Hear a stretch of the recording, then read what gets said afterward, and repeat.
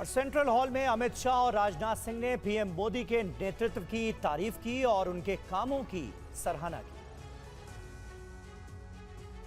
लोकसभा सदन के नेता, भारतीय जनता पार्टी संसदीय दल के नेता और एनडीए संसदीय दल के नेता के रूप में श्रीमान नरेंद्र मोदी जी के नाम का प्रस्ताव रखा है। इसका मैं मन से समर्थन करता हूं। ये प्रस्ताव 140 करोड़ की देश की जनता के मन का प्रतिघोष।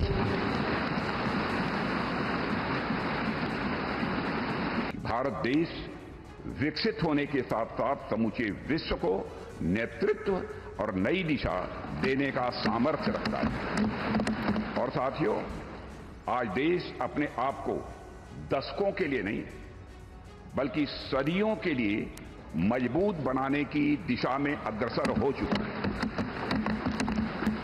और मैं मानता हूं कि इस काम को और अधिक गति देने के लिए मोदी जी से बेहतर और कोई दूसरा नाम नहीं हो सकता है।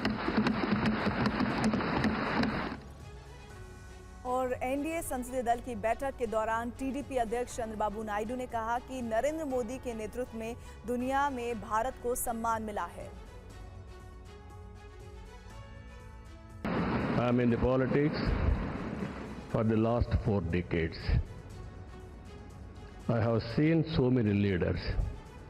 I can give entire credit for Narendra Modi ji for making India proud globally. That is his biggest achievement for the country.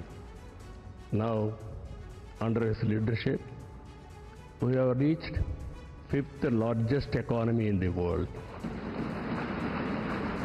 Now, we are confident during this tenure, he is going to make India 3rd largest economy in the world.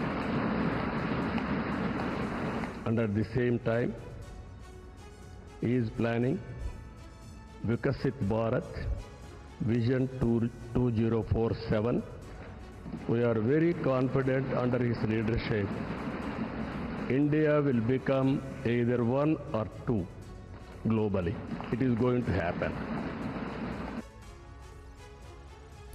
Bihar के मुख्यमंत्री नीतीश कुमार ने कहा कि हम आपके साथ हैं और चाहते हैं कि नई सरकार का आज ही शपथ ग्रहण हो जाए। साथ ही उन्होंने ये भी कहा कि विपक्ष खत्म हो जाएगा और हम लोग पूरे तौर पर सब दिन इनके साथ रहेंगे और पूरे तौर पर जो कुछ भी है आज जिस तरह से भी ये करेंगे बहुत अच्छा है। और आप जान लीजिए कि कुछ लोग हम लोगों को तो अब लगता है कि अगली बार जो आप आइएगा ना तो इस बार हम देखें कि कुछ इधर उधर कुछ जीत गया है, अगली बार सब हारेगा, हमको पूरा भरोसा है। ये सब बिना मतलब का बात बोल बोल करके क्या किया है? और ये सब कोई काम किया है? उन लोगों ने आज तक कोई काम नहीं किया, देश की कोई सेवा नहीं की। लेकिन आपने इतनी सेवा की है और उसके बाद इस तरह से हुआ है, तब इस बार फिर जो मौका मिला है तो इस मौका के बाद आगे अब उन लोगों के लिए कोई गुंजाइश नहीं रहेगा, वो सब खत्म हो जाएगा। एनडीए संसदीय दल की मीटिंग के बाद एलजीपी रामविलास के मुखिया चिराग पासवान ने क्या कुछ कहा, उनसे संवाददाता सुमन कुमार ने खास बातचीत की। देखिए।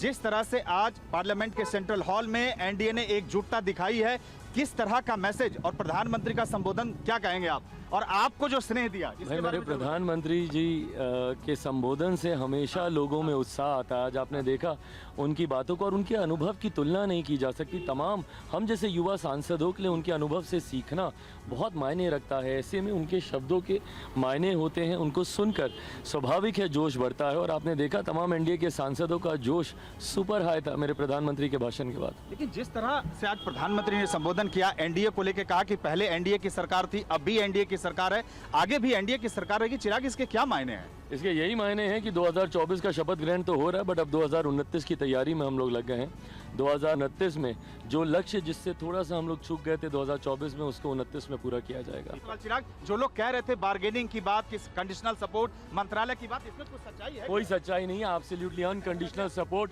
हर एनडीए के घटक दल का प्रधानमंत्री जी के साथ।